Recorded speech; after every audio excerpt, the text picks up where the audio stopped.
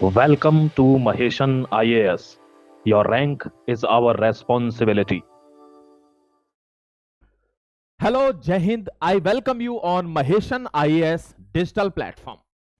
Today, this is the day of celebration, and we are going to celebrate the jump of India in the GDP sector and shut the mouth of everybody who was saying that Indian economy is a dead economy.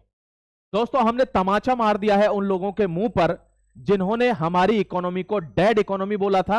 और ये हमारी सरकार में, हमारे देश में जो भी लोग रह रहे हैं, जो ट्रंप का सपोर्ट कर रहे थे कि भारत की इकोनॉमी तो मरी हुई है, डेड है, उनके मुंह पर भी करारा तमाचा मारा गया है।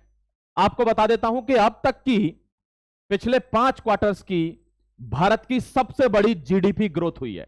आपको एक एक चीज समझाऊंगा। देखो, महज ये कहकर केवल एप्रिशिएट कर लेना कि जीडीपी ग्रो हो गई, भारत ऊपर चल रहा है, तो बहुत से लोग इससे वंचित रह जाते हैं कि यार क्या होती है जीडीपी, कैसे ये ऊपर चल रहा है। उनके दिमाग में एक क्वेश्चन रह जाता है। मैं आपको गारंटी देता हूं, अगर आप इस वीडियो को 5 मिनट भी ध्यान से देखते हैं तो आज आपके सारे वो कॉन्सेप्ट क्लियर हो जाएंगे कि जीडीपी क्या है, ऐसा क्या चीज बड़ी है जिससे लोग इतना सेलिब्रेट कर रहे हैं। मैं एक एक चीज आपको बहुत इत्मीनान से समझाऊंगा, समझने का प्रयास कीजिएगा। अगर पहली बार आप आए हैं महेशन आईएएस के डिजिटल प्लेटफॉर्म पर, तो आप इंटरनेशनल रिलेशंस के लिए या किसी भी जनरल जो टॉपिक है, जो करंट अफेयर्स में इंटरनेशनल या वर्ल्ड अफेयर से रिलेटेड चल रहा है, उसको समझने के लिए आप चैनल को सब्सक्राइब करके जुड़ जाइएगा, जिससे आपको कोई भी वीडियो मिलेगा 100% ऑथेंटिक और जेन्युइन नॉलेज के साथ मिलने वाला है।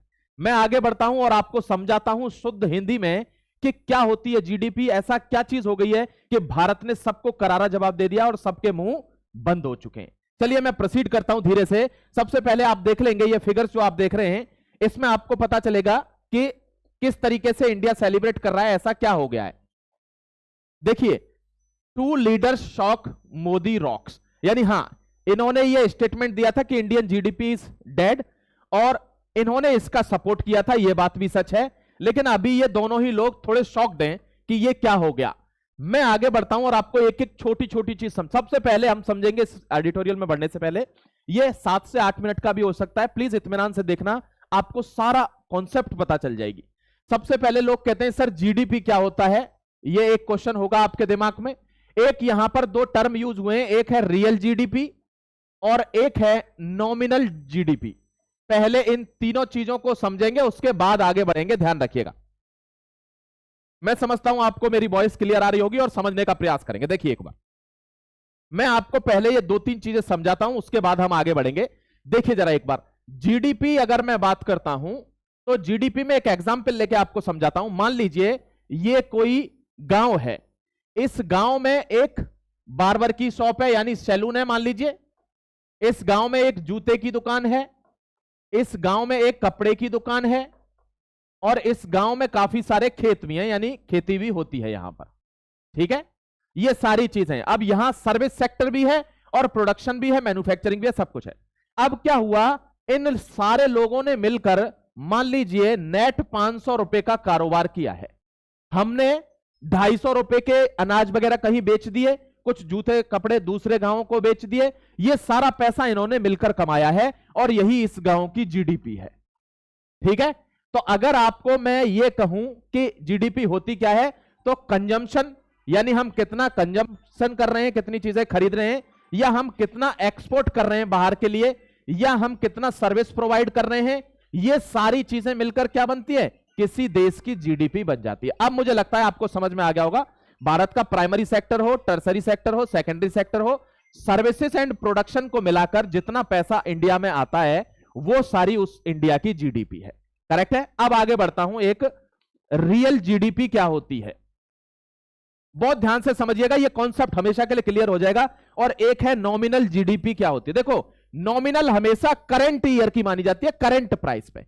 जैसे मैंने मान ला, मैंने इस साल 200 लीटर दूध हमारे इस पूरे साल में पैदा किया, और उस लीटर का जो प्राइस है, प्राइस हमेशा कौन सा रहेगा, ध्यान रखना, एक इकोनॉमिक टर्म्स में भी बता देता हूं। ये क्या होती है, क्वांटिटी ऑफ द ईयर, और ये होता है प्राइस ऑफ द ईयर। ये हमारी है क्या, नॉमिनल जीडीपी बता रहा हूं। 200 मैंने मान लिया 40 रुपए लीटर आपका दूध बिका है, तो 4 दूनी 8, टोटल आपके पास कितने पैसे आए, 8000। ये आपकी, ये 8,000 रुपए, ये आपकी नॉमिनल जीडीपी है आपकी, ठीक है, हमारे कंट्री की।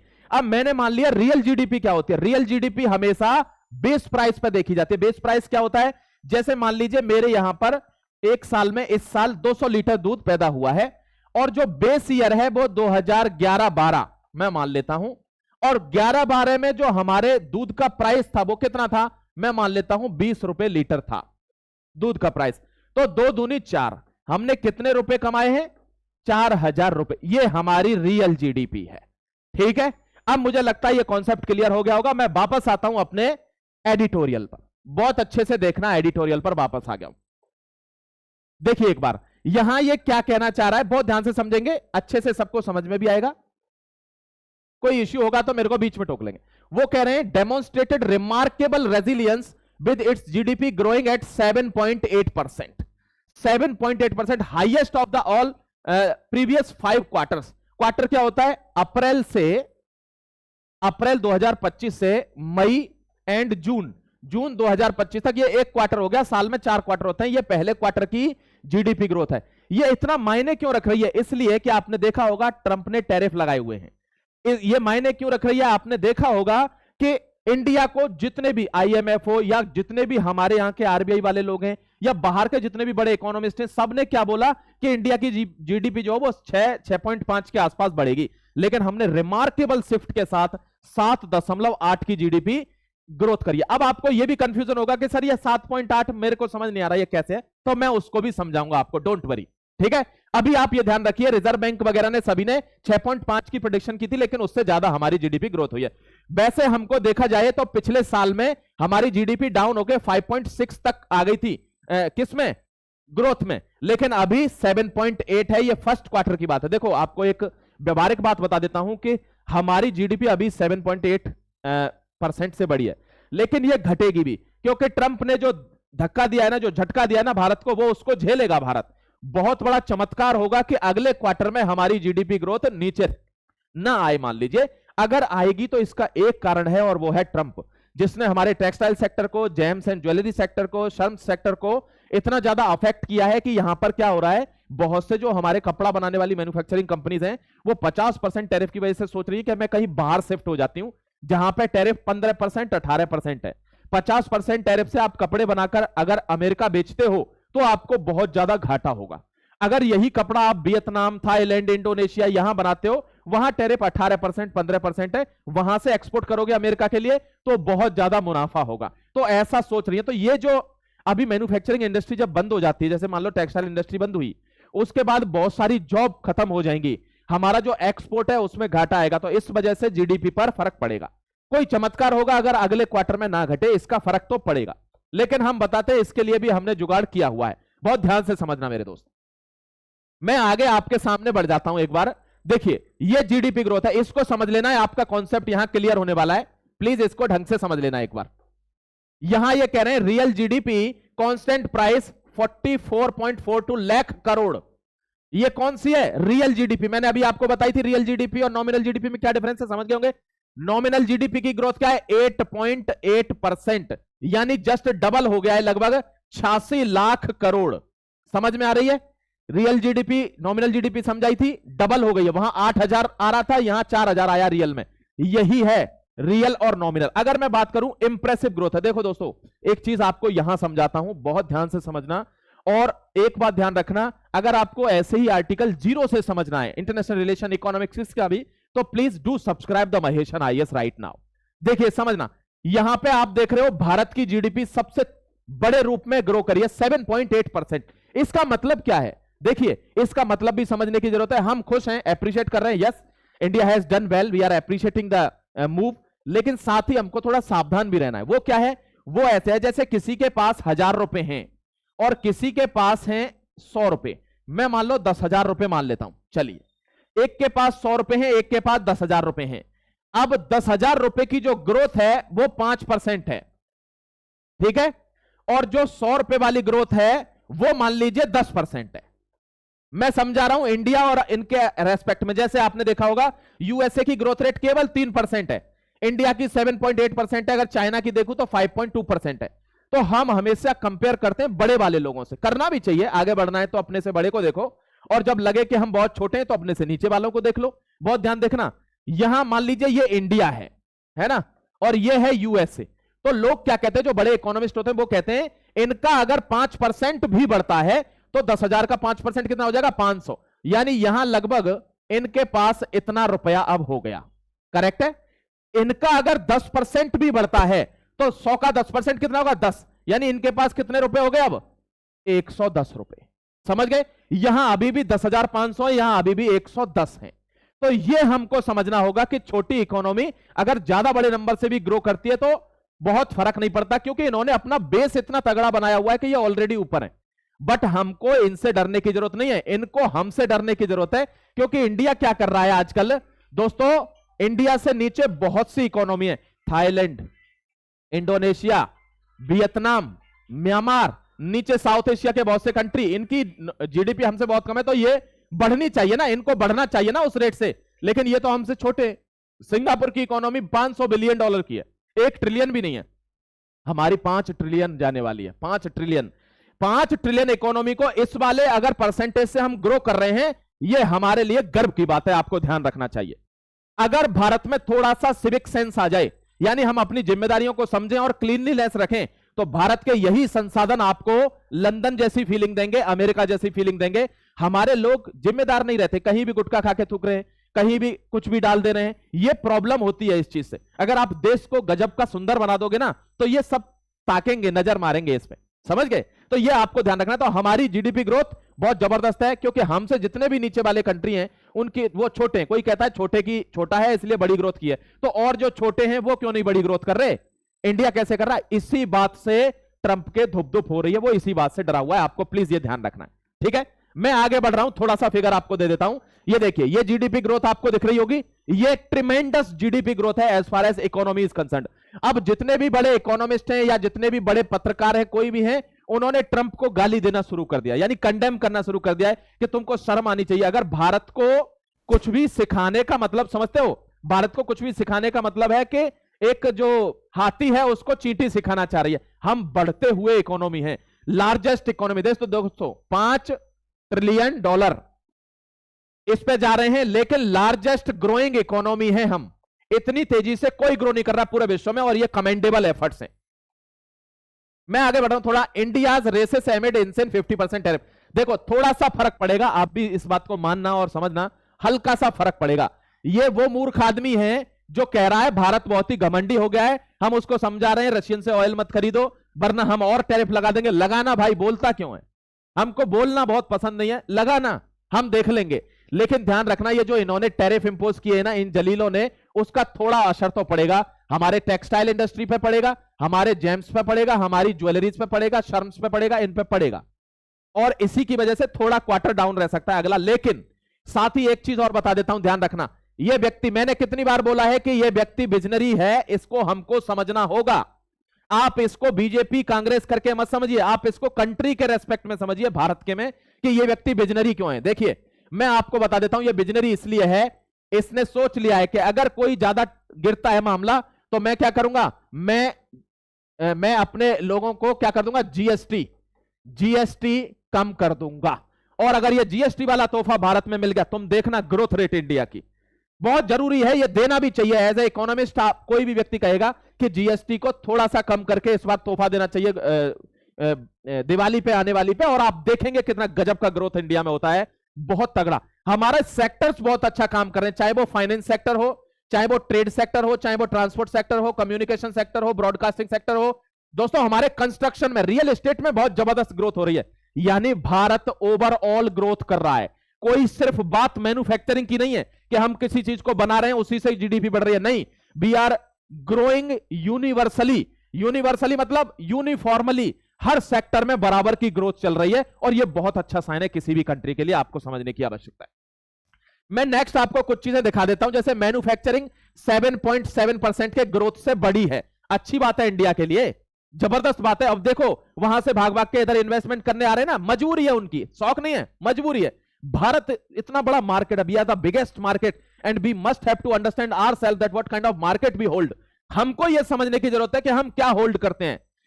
एग्रीकल्चर सेक्टर में भी जबरदस्त ग्रोथ है, आपको पता चल रही है एग्रीकल्चर भी जबरदस्त ग्रोथ कर रहा है, क्योंकि हम अपने सिटीजन्स की सिक्योरिटी के लिए काम कर रहे हैं, and we are solemnly dedicated to the citizens of the India and being a government. ये बहुत जरूरी होता है, आपको लोगों के बारे में सोचना आना चाहिए।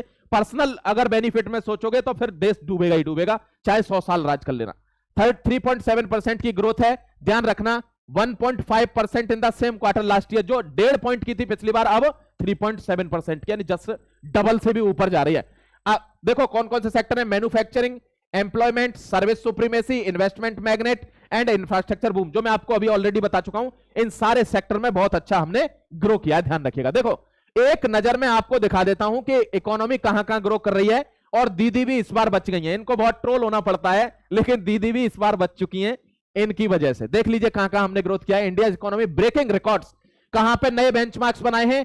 क्रेडिट रेटिंग में हमारी अपग्रेड हुई है 18 साल में पहली बार। क्रेडिट रेटिंग ये बड़ी बड़ी कंपनीज देती हैं, ज्यादातर यूएस की हैं। इन्फ्लेशन 8 साल के लो पर है। देखो इन्फ्लेशन में एक चीज समझा देता हूं आपको, पैरेलली ग्रोथ हुआ है। कैसे कि अगर कोई चीज 5 रुपए की थी, अगर वो 50 की हुई है, तो जिसकी सैलरी 3,000 थी उसकी 18,000 भी हुई है। ये पैरेलल ग्रोथ है, inflation along with the income. Next अगर बढ़ रहे हैं मैन्युफैक्चरिंग में, यस 17.5 इयर्स का अब तक का सबसे हाई ग्रोथ हुआ है। एम्प्लॉयमेंट में ऑल टाइम हाई है, नौकरियां ऑल टाइम हाई गई हैं। सर्विस सेक्टर कहूं तो 11 महीने का सबसे हाई है। फास्टेस्ट ग्रोइंग मेजर इकोनॉमी है। मेजर क्यों लगा रहे हैं, क्योंकि बड़ी इकोनॉमी है भाई। We are the 5th largest economy, और बहुत जल्दी तीसरे नंबर पे आने वाले, मेरी गारंटी है आपको आएंगे, तुम देखना। 5th लार्जेस्ट इकोनॉमी है, लार्जेस्ट स्टॉक मार्केट है 5वीं दुनिया की सबसे बड़ी, और 3rd लार्जेस्ट स्टार्टअप इकोसिस्टम है। जो हमने इकोसिस्टम चलाया ना स्टार्टअप का, क्यों चलाया है, एमएसएमई वाला सेक्टर और ये वाले सेक्टर, ये हमने इसलिए चलाया क्योंकि हम डेवलप्ड होना चाहते हैं। और डेवलप कोई भी बिजनेस से होता है कि आप जॉब जनरेट करिए। अगर लेंगे तो एक जॉब आपको चाहिए होगी जो सिस्टम को देनी पड़ेगी। आप जॉब जनरेट करिए, स्टार्टअप खोलिए, वहां 5 लोगों को जॉब दीजिए, इकोनॉमी अपने आप से बूस्ट करेगी। डबल पैसा बनाइए, 5 गुना पैसा बनाइए, लोगों को बांटिए।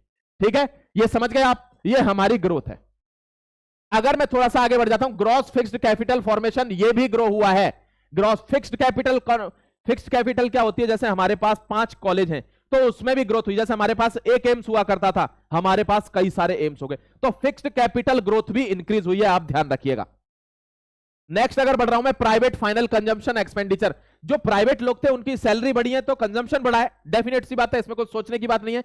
Government final consumption expenditure, government ने भी आपको पता है कि नॉमिनल टर्म्स पर चीजें बढ़ाई हैं, जैसे 7th पे commission, 8th pay commission has been imposed from the July 1, तो इन चीजों से उनकी भी सैलरी बढ़ी है, तो उनका भी कंजम्पशन थोड़ा सा इंक्रीज हुआ है, डोंट वरी। ये बहुत अच्छी खबर है इंडिया के लिए। चैलेंजेस क्या है, देखो चैलेंजेस जानना जरूरी है, और यही इस एडिटोरियल का सार है। बाकी मुझे लगता है ये एडिटोरियल आपको बेहतरीन से समझ में आ गया होगा। अब एक बार हम देख लेते हैं हम पे परेशानियां क्या है, चैलेंजेस क्या है, मुश्किल क्या है सामने। एक तो 50% टैरिफ, हाँ ये हमको इंपैक्ट करेगा, 100% करेगा, लेकिन हमें जिगर होना चाहिए इससे टैकल करने का, इसको जुगाड़ बनाकर इसको साइड में हटाने का, ये हमारे पास होना चाहिए। अगर मैं थोड़ा सा बात कर रहा हूं आउटलुक का, तो economists and policy makers remain positive. Outlook की बात करूं, ऊपर ऊपर से देखूं तो जितने भी इकोनॉमिस्ट हैं, जितने भी पॉलिसी मेकर्स हैं, द टॉप न्यूज एडिटर्स हैं, उन सभी ने कहा है कि भारत ग्रो ही करेगा, यानी they are positive about India's GDP. ठीक है, वे पॉजिटिव भी कह रहे हैं कि हाँ ग्रोथ होगी। Expected government reform such as GST rationalisation, क्यों ग्रोथ होगी, क्योंकि जीएसटी इंपोज करके उसको रैशनल रखा है, बहुत ऐसा नहीं किसी पे 60% लगा दिया, किसी पे 2% है, एक कैप में रखा है 28 to 12। ठीक है, तो इससे भी फर्क पड़ा है रिफॉर्म्स पे। ऑफिशियल प्रोजेक्शन क्या है फाइनेंशियल ईयर 2025 के लिए, अभी भी 6.5% ही ये दे रहे हैं। देखो अगले क्वार्टर में 6.5% ही आ जाए तो भी फर्क नहीं है, क्योंकि तीसरे सेक्टर में जब जीएसटी रिफॉर्म होगा, जीएसटी के डाउन होंगे तो हमारा खर्चा बढ़ेगा, तो ओवरऑल ये 6.5% भी आ जाता है तो भी आर हाईएस्ट ओवरऑल पूरे साल का, 4 क्वार्टर का। तो अभी जो भी ऑफिशियल प्रोजेक्शन है वो यही है कि भाई 6.5 के ऊपर ही रहने वाली है इंडिया की जीडीपी ग्रोथ पूरे साल के दौरान, 4 क्वार्टर्स में। ये आपको मैंने एक एडिटोरियल समझाया, and this was the editorial. Thank you very much for listening patiently. these are the other courses launched by the Maheshan IAS, and if you are looking for an international course, just please scan this QR code and directly log in for the international relations.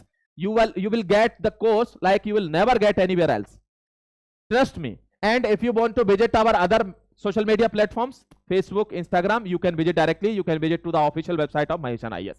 Okay my dear, please Stay tuned and subscribe the channel for more editorial analysis. And till then, take care. God bless you. I am signing off. Jai Hind. Bande Matram.